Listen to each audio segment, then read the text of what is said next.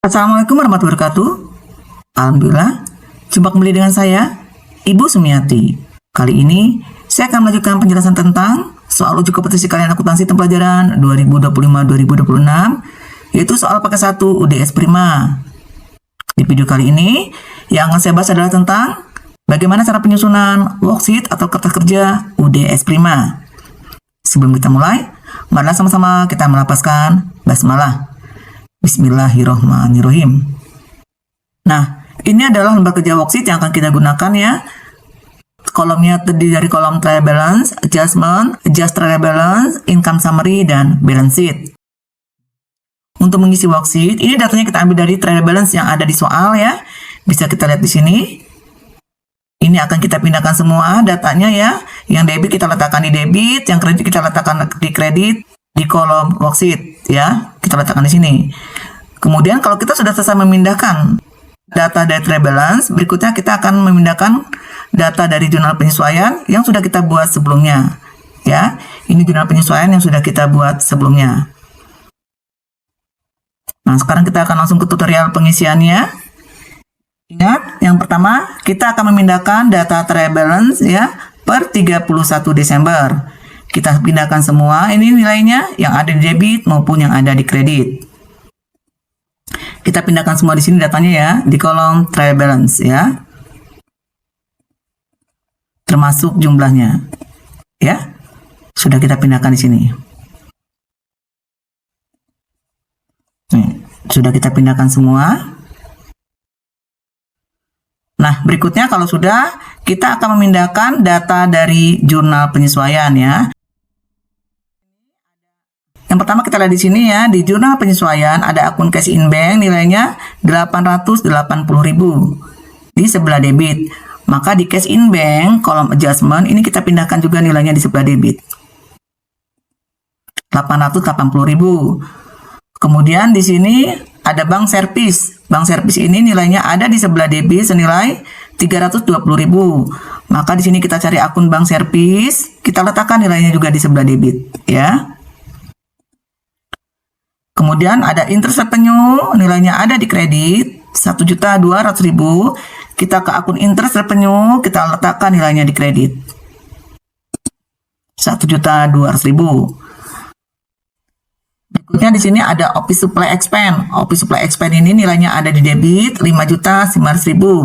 Kita ke akun office supply expense, ya kita tulis nilainya di sebelah debit. Kemudian di sini ada office supply, nilainya ada di kredit 5.900.000. Kita ke akun office supply, ya kita letakkan nilainya di kredit. Kemudian insurance expense, nilainya ada di sebelah debit senilai 1 juta. Kita ke insurance expense, ya kita letakkan nilainya di debit. Kemudian prepaid insurance, nilainya ada di kredit 1 juta. Kita ke prepaid insurance, ya kita letakkan nilainya di kredit. Kemudian di sini ada rent expense ya, nilainya ada 2 juta di sebelah debit. Kita ke rent expense. Ya, kita letakkan nilainya di rent expense, 2 juta di debit. Kemudian prepaid rent 2 juta di kredit ya. Kita ke akun prepaid rent. Ya, prepaid rent kita letakkan nilainya di kredit 2 juta. Kemudian di sini ada akun bad debt expense ya, nilainya ada di sebelah debit 3.630.160. Kita ke akun bad debt expense, kita letakkan nilainya di debit. Ya. Kemudian allowance ya, nilainya ada di kredit 3.630.000. Kita ke akun allowance. Ya, letakkan nilainya di kredit. Berikutnya di sini ada vehicle ya, depreciation expense vehicle, nilainya ada di debit 2.500.000. Kita ke depreciation expense vehicle. Ya, kita letakkan nilainya di debit. Kemudian accum debt vehicle ini ada di kredit 2.500.000. Kita ke akun accum debt vehicle ya, letakkan nilainya di kredit. Kemudian di sini ada depreciation expense equipment 1 juta di debit. Kita ke akun depreciation expense equipment ya. Ini akunnya, bisa kita lihat ya. Nah, nilainya kita letakkan di sebelah debit. Kita letakkan di sini. Kemudian, Ekum Debt Office Equipment di kredit 1 juta. Kita ke akun Ekum Debt Equipment ya. Kita letakkan nilainya di kredit 1 juta. Berikutnya ada wages and salaries, nilainya 16 juta di sebelah debit. Ya, ini kita ke akun wages and salaries, kita letakkan nilainya di sebelah debit. Berikutnya di kredit ini ada akun accrued expense ya. Akun accrued expense-nya ini di sini ada 3 yang di sebelah kredit. Nah, karena ada 3 ini kita jumlahkan terlebih dahulu. 16 juta. Ini kita jumlahkan dengan 600.000, kemudian kita jumlahkan dengan 420.000.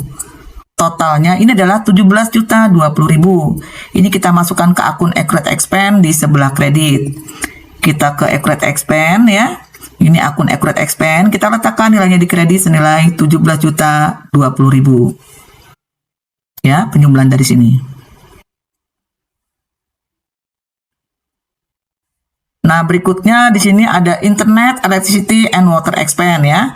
Kalau kita lihat di sini, internet, electricity, and water expense ini ada 2 ya. Sama-sama di sebelah debit. Ini juga harus kita jumlahkan. 600.000 ditambah 420.000. Totalnya ini 1.020.000. Kita letakkan di akun internet, electricity, and water expense. Kita letakkan nilainya di sebelah debit. Senilai total penjumlahannya 1.020.000 ya. Berikutnya di sini ada income tax expense. Untuk akun income tax expense ini nilainya 1.964.597. Kita ke akun income tax expense, kita tulis angkanya di sini. Kemudian akun income tax payable di kredit 1.964.597. Kita ke akun income tax payable ya, kita pindahkan angkanya.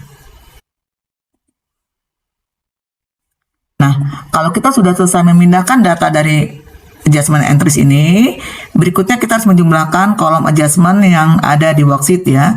Jumlahnya harus sama, debit sama kreditnya harus imbang. Ya, 36.214.757. Nah, berikutnya kalau sudah, kita akan mengisi kolom adjust trial balance. Untuk adjust trial balance ya, ini angkanya kita ambil dari penjumlahan antara kolom trial balance ditambah adjustment ya. Jadi kalau di trial balance ada di debit, kemudian di adjustment ada di debit, berarti kita jumlah ya, nilainya kita letakkan di debit. Kemudian kalau di trial balance ada di kredit, adjustment ada di kredit, ini juga kita jumlah, nilainya letakkan di kredit. Sementara kalau di trial balance ada di debit, kemudian adjustment ada di kredit, berarti harus kita kurangi. Nah, selisihnya kita lihat apakah besar sisi debit atau kreditnya, ya. Jadi kita letakkan di tempat yang selisih terbesarnya. Begitu juga dengan yang kalau misalnya di trial balance ada di kredit, ini juga kita kurangi, ya. Sekarang kita ke proses pengisiannya. Yang pertama untuk cash in bank, di trial balance ada di debit, adjustment ada di debit, berarti kita jumlah. Kemudian petty cash dan account receivable ini hanya ada di trial balance ya. Kita pindahkan saja nilainya.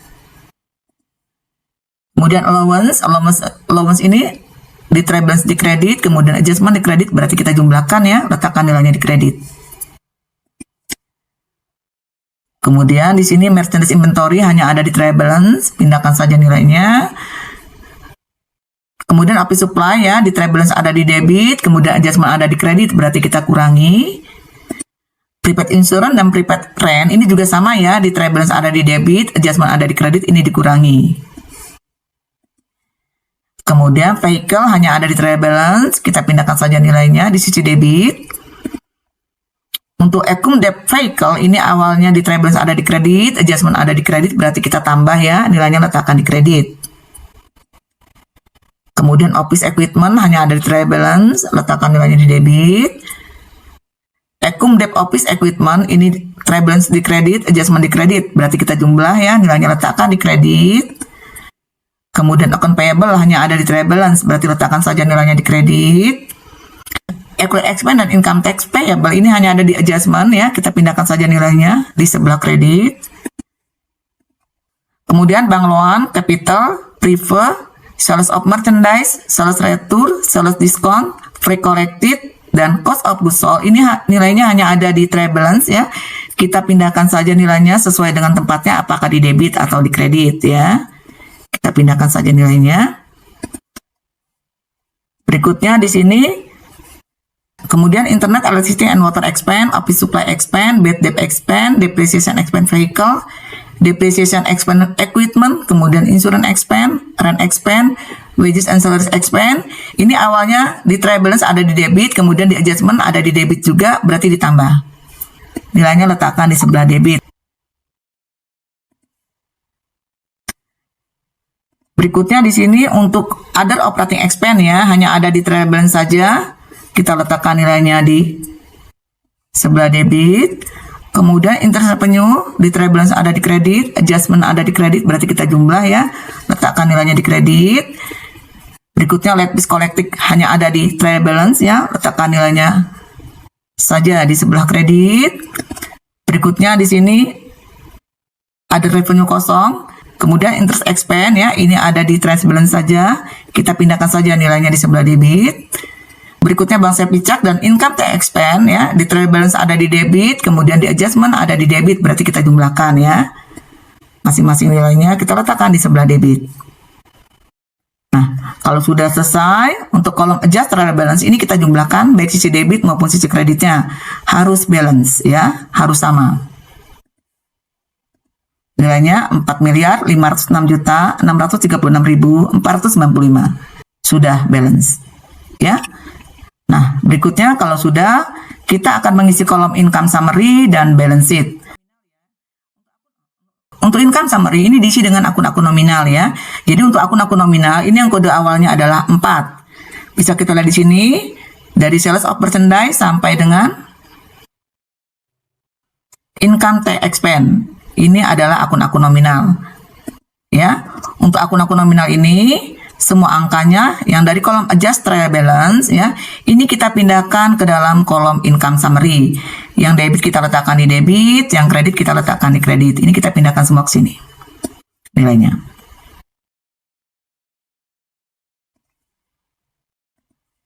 Ya, bisa kita lihat kita sudah pindahkan semua. Nilainya sama ya, yang debit letakkan di debit, yang kredit letakkan di kredit. Ya. Berikutnya untuk kolom balance sheet. Nah, kolom balance sheet ini adalah untuk kelompok aktiva, utang dan modal. Jadi kalau kita lihat di sini yang kode awalnya 1 ya. Kode awalnya 1, 2 dan 3. Nah, ini nilainya semua kita pindahkan ke kolom balance sheet ya. Yang debit letakkan di debit, yang kredit letakkan di kredit. Ini kita pindahkan semua ke sini.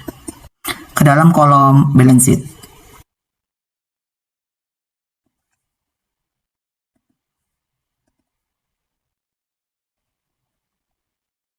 Ya.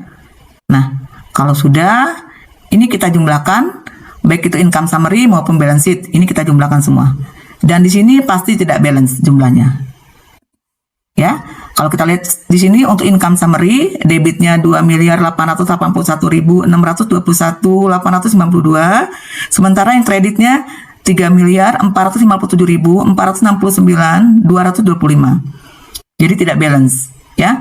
Nah, untuk di totalnya ini kita isi dengan nilai tertingginya ya, yaitu 3 miliar ini. Nah, kalau kita isi nilai tertingginya, berarti sisi debitnya ini kan lebih kecil tuh. Berarti di sini selisihnya ini kita sebut sebagai net income ya. Jadi 3.457.469.225 ini kita kurangi dengan 2.881.621.892. Nah, selisihnya ini kita sebut sebagai net income ya. Kemudian yang kelompok balance sheet. Kalau kita lihat di sini ya, di balance sheet ya, sisi debitnya 1.625.014.603, sementara di sisi kreditnya 1.049.167.270. Besaran yang 1,6 miliar ini. Sehingga totalnya ini harus kita buat nilai tertingginya. Ya, berarti di sini yang sisi kreditnya kan masih kurang tuh, berarti kita cari selisihnya. 1.625.014.603 dikurangi dengan 1.049.167.270, ini 575.847.333. Nah, selisihnya ini sama dengan selisih yang ada di income summary ya. Jadi selisih balance sheet dan income summary ini harus sama. Ya, kalau sudah sama berarti pekerjaan kita insya Allah sudah benar. Nah, selisihnya ini kita sebut sebagai net income. Bisa dipahami ya? Selesai sudah untuk pengisian worksheet ya atau kertas kerja per 31 Desember milik UDS Prima. Nah, tahap berikutnya, kalau kita sudah selesai mengisi worksheet atau kertas kerja, kita akan menyusun laporan keuangan ya. Demikianlah video pembelajaran dari saya. Semoga video pembelajaran kali ini bermanfaat. Sampai bertemu di video pembelajaran berikutnya. Jangan lupa subscribe, like, comment, and share. Saya akhiri. Wassalamualaikum warahmatullahi wabarakatuh.